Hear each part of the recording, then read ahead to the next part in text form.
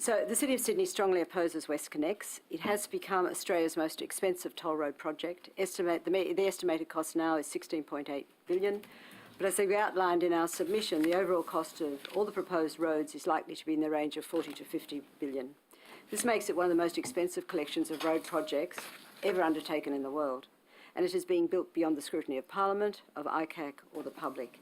And it has been independently verified that there's been a shocking lack of due diligence and rigour associated with this massive investment of public funds. The project fails to meet the government's own processes.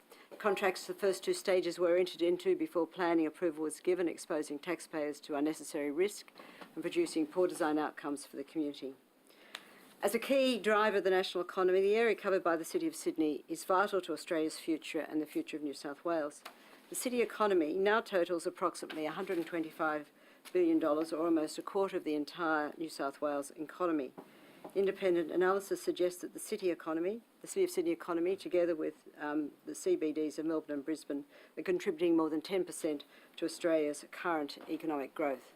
But one of the most significant risks for growth in the City of Sydney and our future economic viability is congestion in the city centre. It's already costing the city $6 billion a year, and it could rise to $14.8 billion by 2031.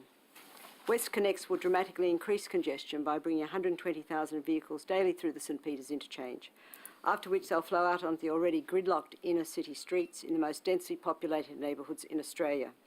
This is a significant threat to our future livability and to the investment in the city centre and the Green Square renewal area, with its residential population of 61,000 people and 22,000 workers by 2030. WestConnex has changed from a project with specific aims to link Kingsford Smith Airport and Port Botany to the west and to bypass and improve Parramatta Road to a toll-driven, money-making venture developed in secret for the sale to the private sector. Around the world, in this era of accelerating climate change, cities are forgoing motorways, even dismantling them, as we've seen in cities like Shanghai, Seoul, Boston and Vancouver. WestConnex, in its current form, undermines everything we know about good city planning. It swallows up vast tracts of otherwise valuable and productive inner city land. It destroys significant tree coverage and eats into parklands and much-needed recreational sporting space. It threatens the health and amenity of people increasingly living at higher densities in response to government policies. The congestion threatens business activity, Sydney's competitiveness, jobs and employment. And the sheer cost of the project means that more efficient and urgently needed public transport projects could be delayed or scrapped. For these reasons, we believe it is critical that WestConnex is scrapped immediately, and for these reasons, and we have outlined in our recommendation A, if the project is not scrapped as it should be, the government should significantly minimise its harmful impacts as outlined in our recommendation B. We have been really concerned about this, Mr Chairman, from its first announcement, and really concerned about the impact it would have on the city. We therefore engaged SGS Economics and Planning to review and give us a strategic review and give us a report on what it meant for the city and what it meant for the city community. And we're really pleased that we have Terry Rawlings here today. I've included in the submission all the very many mayoral minutes that I've done over the years in response to the threats and impacts of WestConnex. And you'll see that the mayoral minute from the 23rd of February summarises SGS's recommendations to us. We presented an alternative proposal to government, trying to look for solutions to this problem, because we are so concerned about the impact it will have on the city and city communities. And we presented that to the Premier. That is also included in our submission. Because of our concerns about the increasing costs, we've actually also prepared a map for members of the committee, which you might find helpful in terms of these costs. Even though we have excellent staff at the city and we're able to engage excellent people like SGS Planning and Economics, it has still been difficult for us to get to the bottom of actually what this project means for the city into the future. But we have done our best, and all that information is in our submission to you, and that map I think you'll also find very helpful. And I really want to commend the committee for its formation and running this inquiry. It's really vital, and the public are very appreciative. Thank you. No other statements? I have one. Yes. Thank you. Thank you for the invitation to speak to this important inquiry. I will speak to the independent report, which is referred to in the City of Sydney submission and other people's submissions to the inquiry. During my 11 years with SGS, I've worked for toll road operators, toll road investors, Commonwealth, state and local governments on assessing the impact of urban infrastructure. The independent review prepared by SGS is based on this experience and the experience within our organisation, and it's built upon all the available information in the public domain, which is primarily the executive summary of the 2013 WestConnex business case and the 2015 redacted strategic business case. As shown by the Cross-City Tunnel and Lane Cove tunnels, New South Wales has a poor record in developing brownfield toll road projects. While in the case of those two projects, the risk sat firmly with the private sector investors, the risk with WestConnex still sits firmly with the New South Wales taxpayers. The WestConnex business case contains a range of issues which present a risk to New South Wales taxpayers. These issues range from some very technical issues around the treatment of induced demand and what's best practice in terms of dealing with congestion globally. Others are more straightforward. One example is that the WestConnex business case made a simple error in calculating the benefit-cost ratio. The ratio between the benefits and costs stated in the business case is 1.64, not the reported 1.71. Despite requests from Infrastructure Australia, the WestConnex business case is the only major transport infrastructure project in Australia which has not produced a P90 cost. The P90 is an almost worst-case scenario in terms of construction costs. Transport for New South Wales guidelines were ignored by the WestConnex business case in estimating the cost of the project. The cost of acquiring the land at St Peters and Rozelle for the project should have been costed and valued at approximately $3.7 billion by the business case. However, this cost was completely ignored. The updated strategic business case provides little confidence that the New South Wales taxpayer is receiving value for money from the WestConnex investment. Thank you. Thank you very much. We'll commence with questions from the Labor opposition. Thank you, Chair, and thank you all for coming on this afternoon. I'll direct my questions to the Lord Mayor, and you may allocate them as you see fit. Lord Mayor, do you mind just moving this microphone, the bigger microphone, closer to you? Yeah, thank you. Thank you. Looking at page 4 of the City of Sydney submission, about just halfway down the page, it's bold, it says, and this was incorporated in your opening statement, WestConnex has changed from a project with specific aims to link Kingsford Smith Airport and Port Botany to the west and the bypassing and improvement of Parramatta Road to a toll-driven money-making venture for sale to the private sector. And it goes on. In terms of the presentation of evidence to this committee by representatives of the government, and I'm talking primarily here for Transport for New South Wales, it's been essentially put to us that we should accept the proposition that whilst it may have started off with some specific ambition, that the nature of the beast is that this sort of project, because of its size, has to evolve and develop. In other words, it's an organic process. I'd just like you to reflect on that as being a viable argument to put to this committee, that we should be able to believe that such a huge project should be just given that flexibility to evolve and develop, and that's an acceptable way in which the communities, or particular communities in Sydney, and a large number of those represented by the Sydney Council, are to accept the proposition. I'm just wondering if you could comment on that.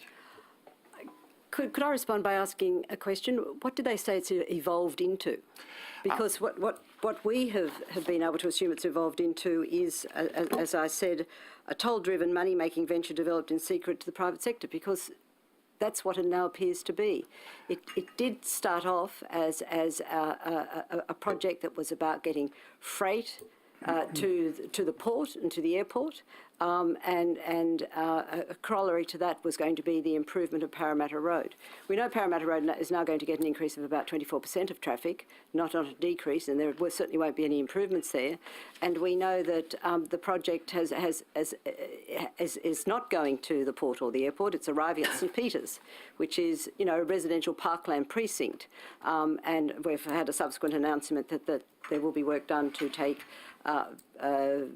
vehicles to the airport, not to the port, as part of that gateway project. But What is Transport for New South Wales saying it has morphed into? Well, a large project with different pieces which are developing as time goes on. They're my words, but that's effective the way in which they've described it. Now, if you take, for example, the point that you've just raised, we had representatives from Transport for New South Wales put to us that with respect to the matter of roads to Port Botany, which was expected to be part of this project, in other words, this connectivity with Port Botany, we had the trite response that, well, there are roads to Port Botany already. All roads lead to Port Botany, I think is the exact phrase that was used. By St Peters. Yeah, a response like that. Now, I'm just wondering, with your experience and role as the Lord Mayor of Sydney, having a trite response put like that, how is one to grasp this project? I mean, does this project actually have a particular set of dimensions to it, or is it just something which is just morphing and growing as time moves on? If I could just comment, if you're not clear about the objectives of a project, it is therefore impossible to create a business case and determine whether the project and the costs justify or achieve the objectives of the project. So in the first instance, from the point of view of good governance, the first thing any project has to do is be able to define what it is that it seeks to solve or enhance or improve. And then you ask yourself, if that's what the objective, if that's the outcome we want, does this proposition, these projects then achieve that or not achieve it? What does it cost? And is this good value for money for achieving it? And furthermore, are there other ways of achieving it? So the first issue is that to invest in a project and not know what its objectives are with clarity, I would suggest is not a great way to run a project or to spend that much public money. And the second thing, in terms of from the point of view of good governance, is that if you do that, the community, and we are talking about the money, community money and community land, are unable to assess as these projects come forward whether they believe that the projects and the investment deliver the things that they believe ought to happen. So it makes it indecipherable for the community. It's difficult enough with projects and bits of it coming forward at different times, but it also doesn't, it is not good governance to then evolve and change the objectives of the project from the point of view of the community, who then are unable to decipher with clarity what it is they are getting or not getting and what impact that might have on them. I might just ask Terry Rawlins to also speak on that too, because that was why we engaged SGS, Economics and Planning, because we really wanted a strategic review of what the government proposed back then. Just before Mr. Rosley answers, are you able to just tell us, in respect to the report that you prepared, was that based on the assumption that the Gateway was a part of the Sydney, was a part of WestConnex? That was one of the confusions in the business case we reviewed. It was quite unclear about how the Sydney Gateway sat in with WestConnex. So it was sort of described as a separate project, but in the business case it talked about travel times from the west to the port. So if your project doesn't go to the port, then why are you talking about... And in your analysis undertaken, did it look like they were including the benefits from the Gateway as a part of their benefit cost ratio? Quite possibly. That's perhaps one of the more opaque parts of the business case. And I suppose, back to the original question, there's been quite a morphing since the original 2012 Infrastructure for New South Wales proposal with the cut and cover approach under Parramatta Road. That morphed very quickly to a later version, which looks more like today's version.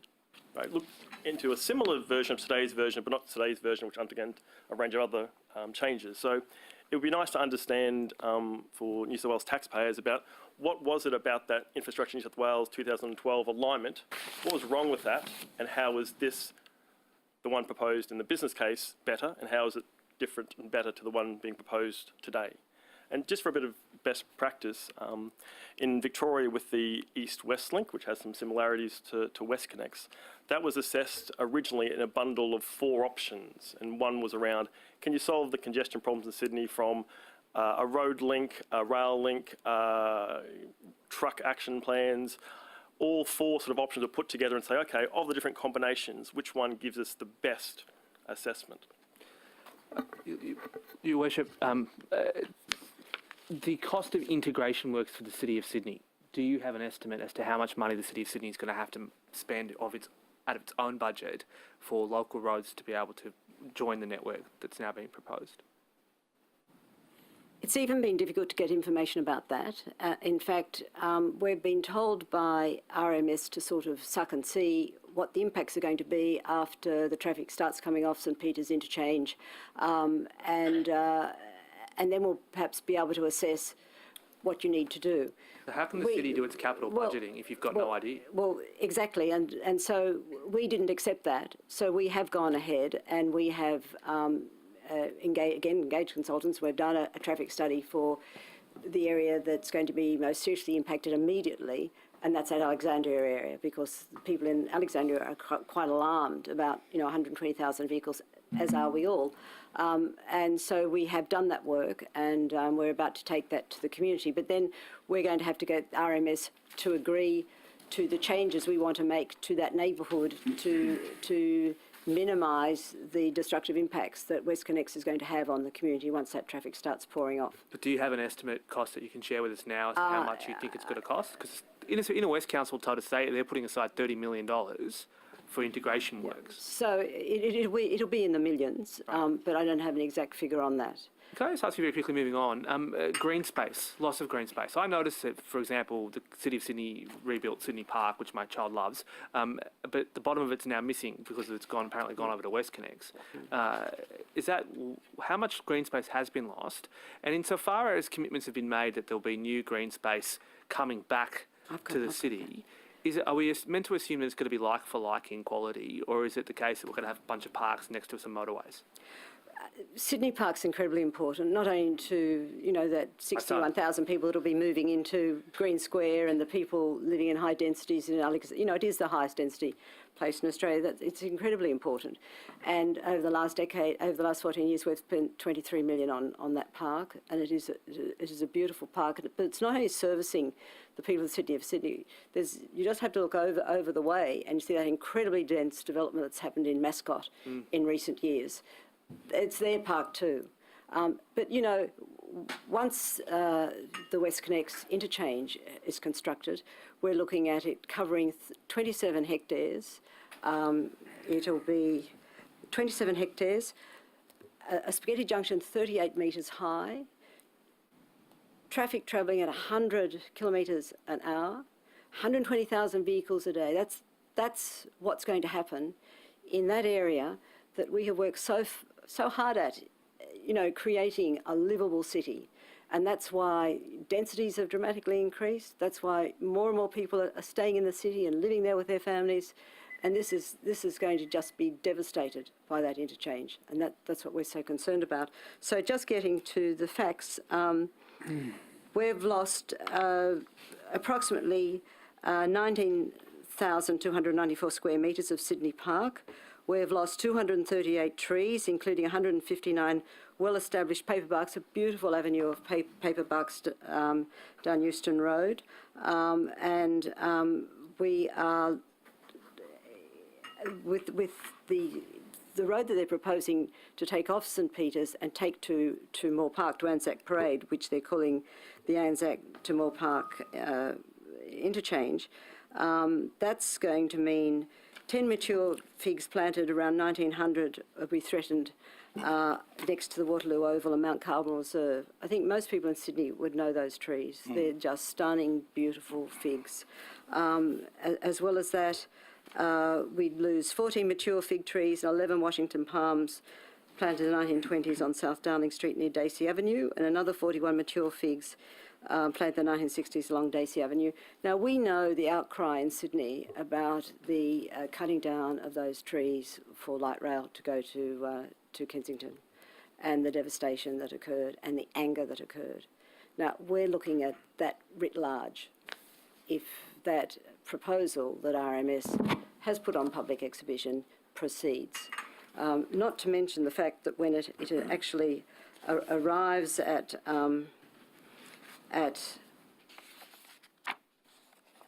when it arrives at Anzac Parade, Sebastian, you can perhaps help me here, I think we get 12 lanes of traffic with light rail running down the middle of it, and 14 residents will have to cross at 5 different places to get from their neighbourhood across to the park. So the Lord Mayor is talking about the Alexandria to Moore Park connectivity upgrade currently proposed by RMS, soon to be on public exhibition, and this part Taking of it, the transport from St Peter's Interchange. yeah, as a connector for WestConnex. It is, she's also referring to the continuous flow interchange, which is never been done in New South Wales again. Where they have been tried in other areas, they're generally at outer suburban areas with very little public transport, pedestrian or cyclist traffic. RMS is touting the Alexandria to Moore Park connectivity upgrade as a link for pedestrians and cyclists, despite having this untested continuous flow intersection at the eastern end. So that'll be at Anzac Parade, and it will be the largest non-motorised intersection in New South Wales. 12 lanes of traffic and light rail through the middle. Complicated walking route requiring pedestrians to wait at 5 sets of lights and cross 14 lanes, while saving motorists 20 seconds. That's what's down the track, we understand. It's been on public exhibition. Now, you've done some estimates of other costs. Have you done an estimated cost on what that would be? 500 million is the cost that we've got for that. 500 million. Right. In your submission... And on this map, we've tried to put as much information as we've been able to achieve in terms of the costs of all those different parts of this road tollway proposal.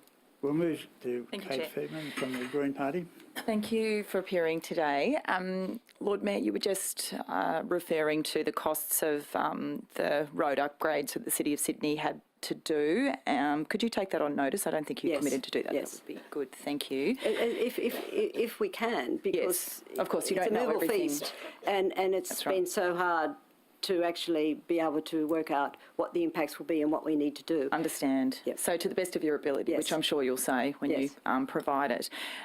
Recommendation A from your submission says that you want the government to immediately halt the project. We've just heard from WestConnex CEO that essentially that would cost the taxpayer billions, and I think everything's gone too far, and it would be absolutely devastating for the communities of the inner west if that was to happen.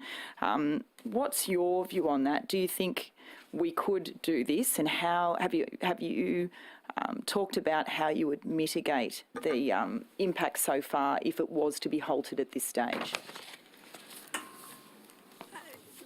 We've already talked about how it's morphed into something else, and we've seen how the costs have increased from 10 billion, and they could be up to 40 or 50 billion. And we know that this is public funding, and we know there is meant to be public accountability about all of this. So what our understanding is, and perhaps Terry Rawlins can comment on that, is that in order to make it viable into the future, they have to keep adding these new parts. And of course, those new parts, and I'll either get Sebastian or Terry to elaborate on what those new parts are, in order to keep the whole thing going, it's just going to keep adding billions and billions to this project. And you know, is this the best thing for Australia, for Sydney, the global city of Australia, at this time of accelerating climate change? We know transport and vehicular traffic is an incredibly important issue in terms of getting our emissions down. We also know that when people are living at very, very high densities, to have a dramatic increase in particulate matter from pollution is really serious. It kills people. There is evidence out there to say this. Young people and elderly people will be very seriously impacted by the pollution that's already going to be occurring in that St Peter's area, and is already occurring in those other communities where those stacks are going. So there are and other people are costs. alarmed. There are huge costs. There are financial costs, and that's money that's not being spent on public transport, and we know how much that is needed in the City of Sydney. over and above the projects that are already being constructed. And there are health costs which are so incredibly important. There are social costs. And, you know, we have responded to government's policies and strategies in terms of increasing our densities, but we do it and provide open space, we provide community facilities, we provide walkable streets, we provide the things that people need. This could be destroyed by motorways coming through. I have very limited time to ask questions. Were either of you going to respond? You'll work hard to find a qualified transport planner who proposes an urban motorway as part of the solution to traffic congestion and assuring future productivity. This is why we need these concept of these extensions needed to mitigate the impacts of the last stage and to pay for the cost of the last stage. It's a sort of it's like drinking to get over alcoholism. It's not a great way forward. Common strategy, though. That's strategy. We don't know what's been promised to the private operators because all the details of the contract and future toll projections are kept in secret. But our information is, for example, the stage 3, the M4, M5 connection being 8 lanes wide, 8 lanes of tunnelled motorway, indicates that will rely on the traffic drawn from Beaches Link, Western Harbour Tunnel, New F6. So the strong indications are these future stages that aren't currently committed and aren't currently assessed from an environmental impact are being relied on to make the case for the existing projects to stack up. So, Mr. Smith, we heard from WestConnex this morning actually that their project will ease congestion on local roads. That's what they said to this committee. Are you telling me that that's not the case? It depends on where you stand on the dogma of induced demand. In reality, major urban road projects induce more people to drive, just like major new metro or railway projects induce people to catch public transport. Even new cycleways induce people to ride. But just by way of example, the Maddox Street, Euston Road, which is what comes up, St Peter's comes down onto Euston Road, and then the people in Maddox Street and part of our traffic plan suggest that to stop the use of the cars going onto the local road, that we close that road. And we're pretty confident that RMS will never close that road. In fact, they've put a turning lane off Euston precisely to put the traffic onto the local roads. That's just one example. So, and they're the sorts of things when you say what will be the costs of mitigating, well, if we can get the approval, then we have to close those roads, put in the traffic calming and all of the rest of it. So that's just one example of a turning lane being constructed now precisely to take the car off St Peter's Interchange and into very narrow, small local roads. Thank you. Thank you. Thank you again for your attendance. In your submission, thank you for the detailed submission. It's an excellent submission. You're very blunt and you just state that the City of Sydney strongly opposes the WestConnex, etc., and that this project should be scrapped. I raised that issue with the witness we had here today from the Chief Executive Officer of WestConnex, Andrew Head, and he said that it can't be scrapped now because of the risk, what he called sovereign risk, the reputation of New South Wales, and what harm that would do to our future projects and businesses in this city. Do you feel that's an honest or an accurate description of what would happen if the project was scrapped? I'm not surprised that he would say that, but I think I know because the City of Sydney is a member of the C40's Major Cities Organisation for cities around the world working together to address climate change. And, you know, there's shock expressed at the fact of this project. I think it's only cities like Dubai now that are building motorways in the way the City of Sydney is proposing to do. And yes, it was a bold recommendation to say scrap it, but I think this committee is the work of this committee is really, really important because this is such a big, such an important, such an expensive, costly project for the taxpayer, for government, for the community in so many ways. It'll have such terrible costs. And yes, we think it should be stopped now because we want to minimise the harm it's going to cause into the future. As Sebastian has outlined, they keep building new sections so that you can then provide cars to move to another section, and it's going to be a never-ending octopus-type project. And all we can see is increasing emissions, increasing pollution, increasing congestion, increasing costs. I mean, we know the people of Western Sydney are going to be paying tolls that will increase over 43 years. They're not going to be able to, it's going to be an incredible cost for them, and we've got the details of that in our submission too. So it's a really serious impact for them, and it's a really serious impact for people of the inner area dealing with those things that I've just described. Just to touch on the sovereign risk aspect. So Victoria in the last 4 years councilled a large-scale motorway project, the eastern section on the East West Link. Compensation was paid to the consortium who was about to start construction of that project. There was concerns around sovereign risk for Victoria and future projects, but since then there's still been a steady flow of investment into Victoria. The Transurban put an unsolicited bid to that government in Victoria for a large-scale road project with funds coming in from all over the world. So there's no smoking gun that cancellation of a project with compensation paid would lead to a sovereign risk for New South Wales. So you feel that sovereign risk argument is flimsy based on what happened in Victoria? It's a risky argument to run. It's the only argument that The benefits the costs so far outweigh any benefits of this project. What are the benefits of this project, other than to those private investors? What are they? What are they to the people of Sydney, the people of the community? What are the benefits? There is a further risk, of course, that the regional plan that the government has endorsed that will reorient the city to the west succeeds. And if that plan succeeds and the new airport is built and jobs are created in the west, a lot less people will need to travel to this CBD to work or through it. And in fact, there may be a risk that the toll road will not yield the revenue that is anticipated to yield if that plan succeeds. And we all hope that plan does succeed because that is the right plan for Sydney and that is the just plan for Sydney, reorienting the city to the west so more people can work near where they live. Mr. Chair, we asked some questions in our submission, and could I just go to those? Because if this inquiry could get answers to those questions, it would be very helpful for the community. Why is the government still justifying all the expense and destruction this project has caused, given the original goals have been abandoned?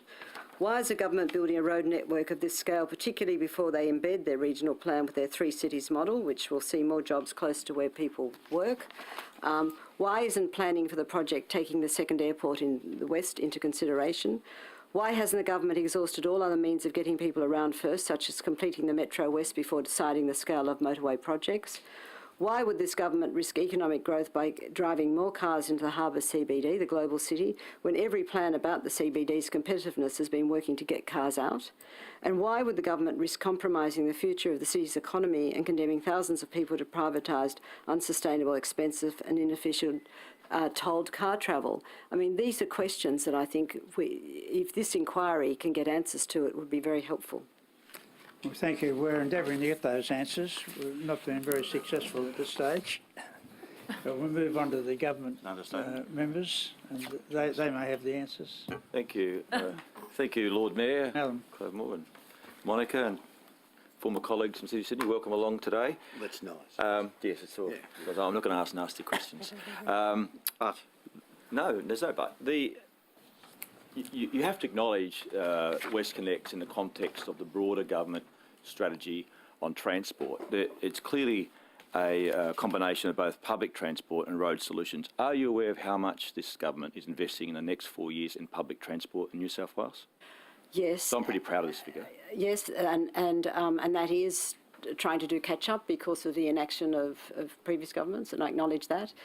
But there is still much more to do. So it's 50 And how much better would monies that are being spent on a toll road system be spent on even more public transport that's needed? Well, the government will contend it's not one or the other, it's both. It's a balancing act, and it would argue that the lack of investment on the road network, finishing the road network, is one of the reasons why we're doing catch-up in the roads as well. It's $51.2 billion over the next 4 years in capital works on public transport, which way overshadows WestConnex expense. It's $20 billion on the new metro rail system, which will alleviate the congestion on the heavy rail system. $2.8 billion on new trains and 1.5 on new metro trains. The Metro West is under planning, light rail, and I acknowledge the city's contribution to light rail, and your was a more positive contribution to the inquiry into light rail from the City of Sydney, I noticed, but we appreciate that. So I put it to you that the government is looking at the whole state and the whole metropolitan Sydney in doing this proposals.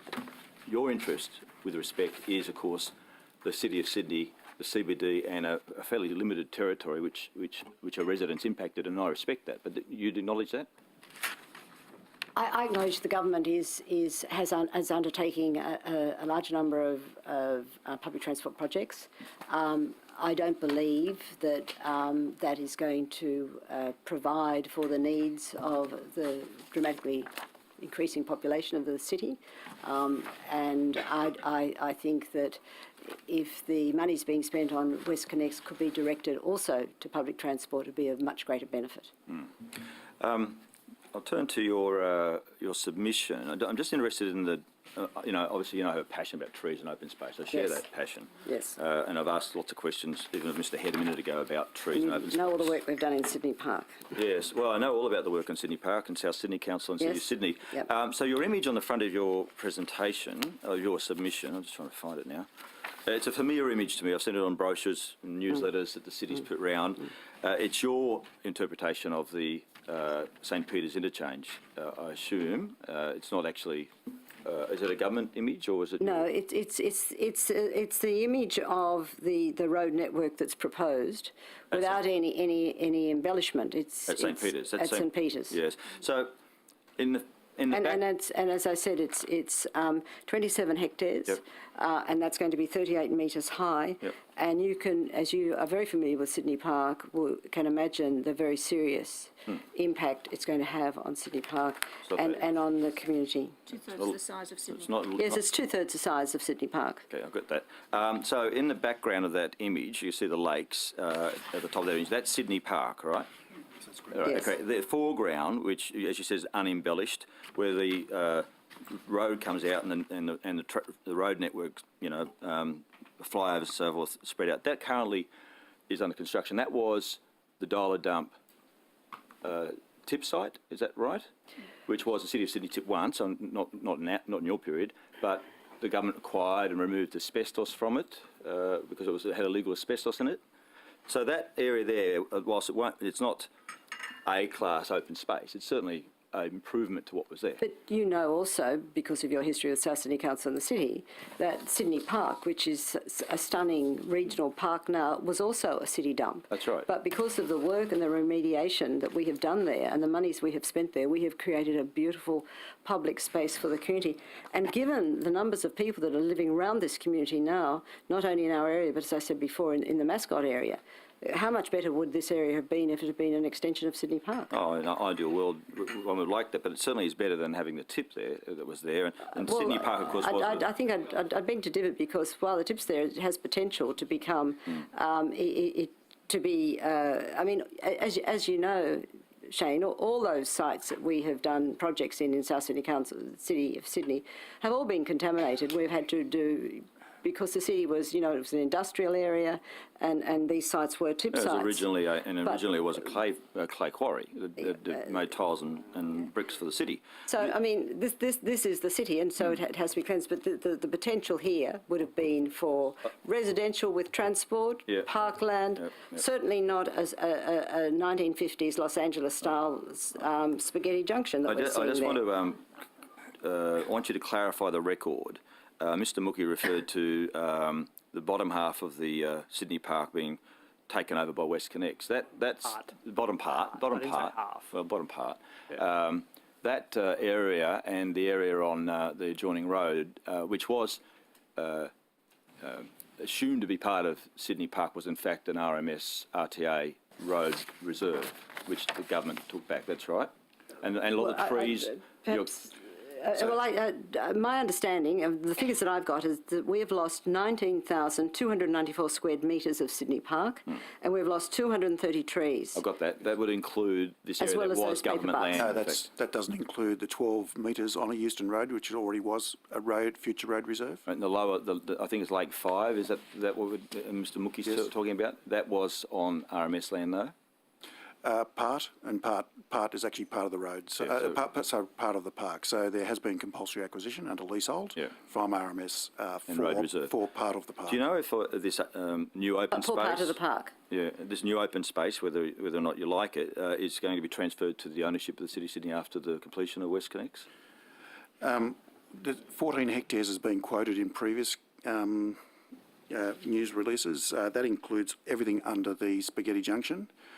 Most of that is unusable land, will be unusable land. It'll be incredibly And, unhealthy, and would dangerous be fenced off. land. Well, Fenced off from I put it public to use. you, I mean, it's not ideal, but the flyovers, Mr Chairman, I'm not going to ask questions if I'm going to be ridiculed by the audience. I did ask you earlier not to interrupt the witnesses giving evidence or the questions. To the point of order, Mr. Chair.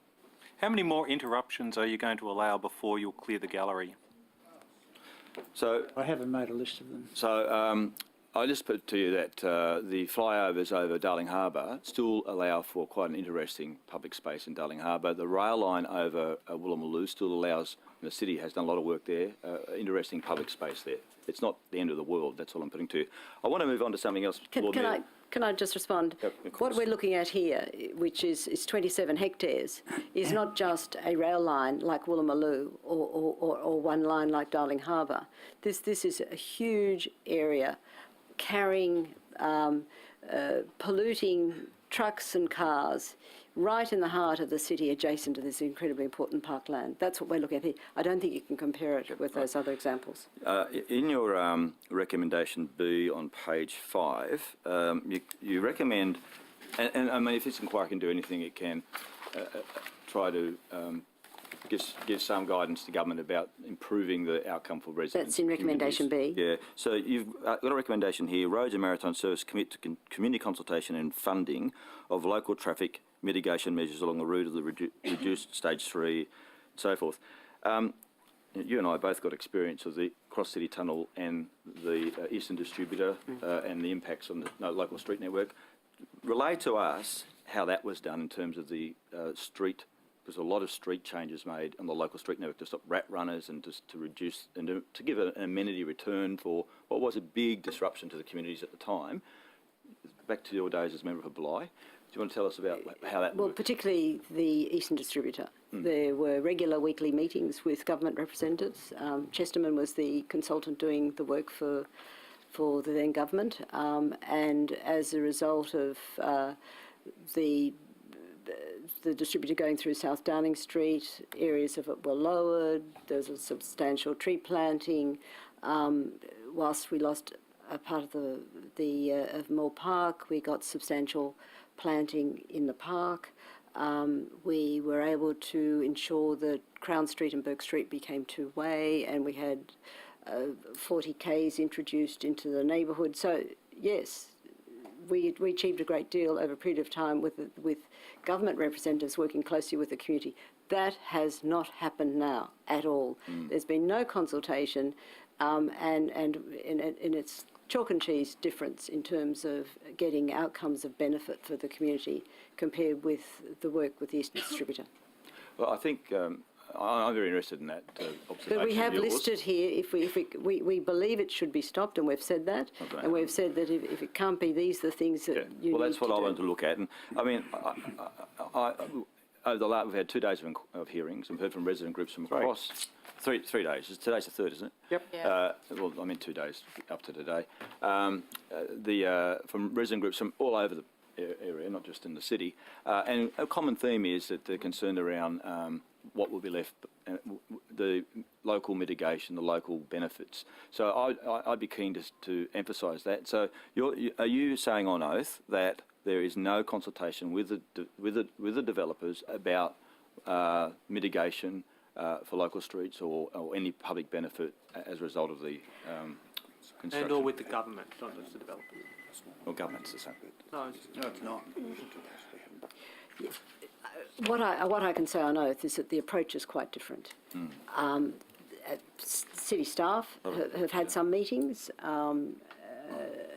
but I mean, we were talking about weekly consultations with me as a local member, with Deirdre Guzman as the local member, with the South City Council at the time, with the consultants from government, with council's transport staff.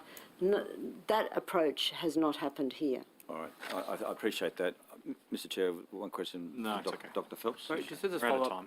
time. Just to conclude and just to sum up what your evidence, We're out of time. we've heard from other local councils that are very upset about the whole WestConnex project, lack of consultation with local councils, and you're saying there's been a lack of consultation with the City of Sydney Council as well, even though you're a major part of it.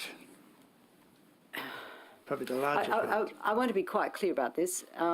As I said, it's quite different from the process that we went through with the Eastern Distributor in the community then. I might go to Kim Woodbury to respond. So we have had a number of meetings, but not regular meetings. We've generally with RMS, not with the contractor or But this Sydney is just with Motorways council Corporation. staff. Yes, with council staff. Usually the situation is where we're trying to get a good outcome from what we're faced with. We're told that the contract is already signed and it would require a major variation to the contract. So therefore, usually the options that we would like to consider usually fall away. But is there any forum that allows you to negotiate No. at all? No, and look, one of the things that's really worrying us too is this continuous flow intersection at Anzac Parade that we've described earlier. And together with the mayors of Wallara and Randwick and Waverley and Bayside, we have sought a meeting with the State Minister to have a discussion with us as elected representatives. We represent 1 million people, and we are very much opposed to this project, and we would like to meet with her, and so far she has Right, so not it's the responded roads to minister, correspondence, not the and she's WestConnex. not agreed to meet. Well, this is WestConnex. No, no. Yeah, we are trying to get to Well, thank you very much. arrangements. We are trying to figure The out roads who's- minister. Have another hour, Clover. We have to conclude this segment, and thank you very much for coming in. And as I said earlier, an excellent submission and very good arguments that you have presented to this inquiry, which will certainly Well, I hope it gets an outcome, Mr. Chairman. we'll give serious consideration to. So thank you.